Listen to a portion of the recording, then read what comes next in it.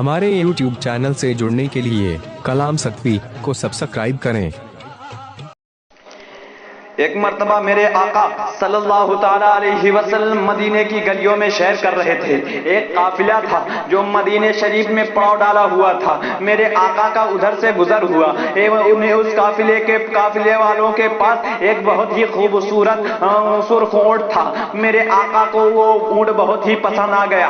قربان جاؤ اس اونٹ پر جو میرے آقا کو پسند آ جائے۔ میرے آقا نے قافلے کے سردار سے کہا میں یہ اونٹ خریدنا چاہتا ہوں، کیا یا تم مجھے بیچو گے؟ اس قافلے کے سردار نے کہا ہاں کیوں نہیں، آپ اسے خرید لیجئے۔ میرے آقا نے فرمایا میں کوئی چیز خریدنے کی نیت سے نہیں آیا تھا، بلکہ میں شہر کے نیت سے آیا تھا، مجھے یہ پسند آ گیا ہے، میں اسے خریدنا چاہتا ہوں، گھر جاؤں گا پھر اس کے بعد رقم ادا کر دوں گا۔ انہوں نے کہا ٹھیک ہے لے جائیے۔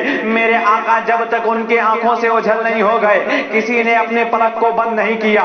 جب میرے آقا چلے گئے تو کسی نے پوچھا آپ نے یہ اونٹ کتنے کا بیچا؟ تو لوگوں نے جواب دیا ہم نے اس سے قیمت نہیں مانگی۔ لوگ پوچھا گیا کیا تم اسے جانتے ہو؟ کہتے ہیں نہیں جانتے۔ پوچھا گیا اس کا مکان جانتے ہو؟ وہ کہاں سے آیا تھا، کہاں رہتا ہے، کیا اس نے کوئی چیز گروی رکھی، کوئی اس کا ضامن ہے، کوئی ضمانت دینے والا ہے؟ کہ کسی نے کہا نہیں ہمیں کچھ بھی نہیں معلوم۔ تو لوگوں نے کہا اتنا مہنگا سرخ اونٹ تم نے فری میں دے دیا۔ ان لوگوں نے کہا سنو سنو، تم کہہ رہے ہو میں اس سے اس کی قیمت پوچھتا، قیمت وہ مانگتا، اس کی گلی کا اس کو گلی پوچھتا، اس کا مکان پوچھتا۔ ارے جب وہ گفتگو کر رہا تھا تو ہم اس کے دانتوں کو دیکھ رہے تھے۔ قسم خدا کی اس کے دانتوں کی چمک سامنے والے پہاڑ پر نظر آ رہی تھی۔ دوسرا شخص کہتا ہے ارے تم اس سے قیمت مانگنے کی کوشش کو بات کر رہے ہو، تم اس سے یہ کہہ رہے ہو کہ اس سے ہم قیمت مانگتے، اس سے یہ پوچھتے، اس سے ضامن پوچھتے۔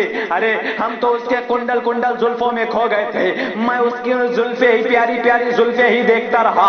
اعلیٰ حضرت فرماتے ہیں لم یاتی نذیروں کا فی نظرن مثلے تو نہ شد پیدا جانا، جگ راج کو تاج تورے سرسو ہے تجھ کو شہ دوسرا جانا، انا فی یکشو وسا خاک آتم اے گیسوے پاک اے ابر کرم برسن ہارے رم جھم دو بوند ادھر بھی گرا جانا۔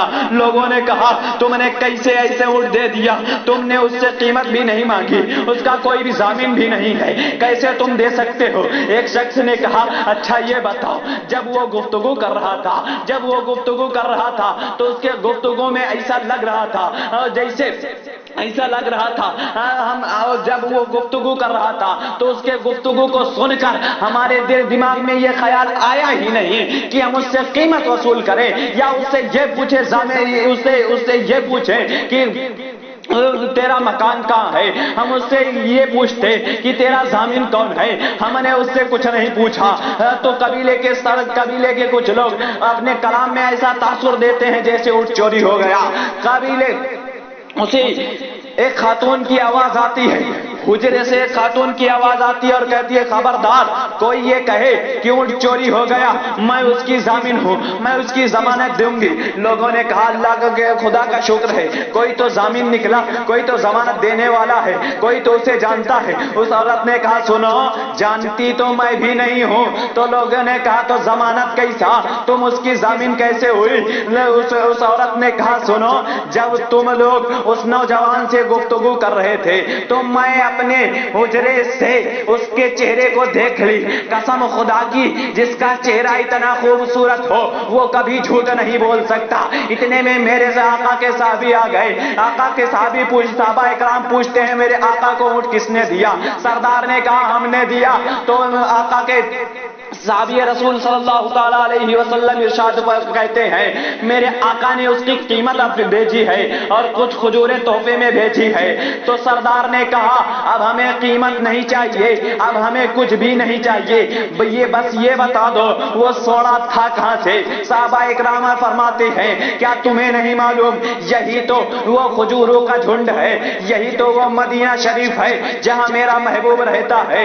قبیلے کا سردار کہتا ہے چلو ہمیں ان کے پاس لے چلو۔ قسم خدا کی پورا قافلہ جاتا ہے، میرے آقا پاک کے چہرے انور کو دیکھ کر مسلمان ہو جاتا ہے، کلمہ شہادت پڑھ کر مسلمان ہو جاتا ہے۔ جب وہ لوٹتے ہیں تو ان کا انداز یہ ہے کہ یہ نازیہ انداز ہمارے نہیں ہوتے، یہ نازیہ انداز ہمارے نہیں ہوتے، جھولی میں اگر ٹکڑے تمہارے نہیں ہوتے، اور ملتے نہ اگر بھیک حضور آپ کے در سے، ملتا نہ اگر بھیک حضور آپ کے در سے، اس ٹھاٹ سے منگتوں کے گزارے نہیں ہوتے، اس ٹھاٹ سے منگتوں کے گزارے نہیں ہوتے۔